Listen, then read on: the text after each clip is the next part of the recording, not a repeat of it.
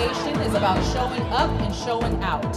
And that is what you are doing at this moment. Is nothing less than overturning Roe v. Wade, the Supreme Court decision guaranteeing a woman the right to control her own body. These old men who are the elected officials who are trying to impose this on women who have never been and will never be in that situation.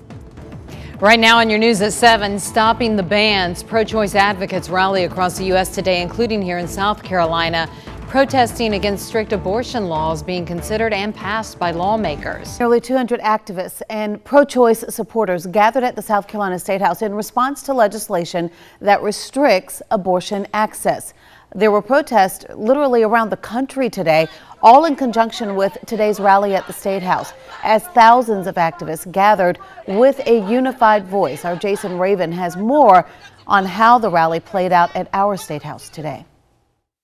Well, dozens packed the steps of the State House to protest abortion restriction laws that have been passed in other states, and they want to make sure lawmakers know they don't want to see something like this passed in the Palmetto State.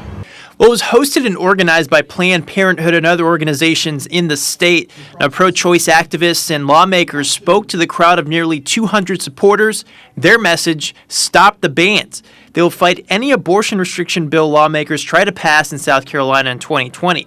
Now, Melissa Ann Cunningham-Sarique says she was diagnosed with a rare blood disorder when she was a teenager. If she were to get pregnant, she could die. She said she's worried for women in other states that have passed strict anti-abortion laws. Abortion was always a possibility if birth control was not 100% effective, and it could have been a life-saving measure for me. Now, pro-life groups say these abortion restriction legislation was filed in response to a bill that would protect abortion in New York.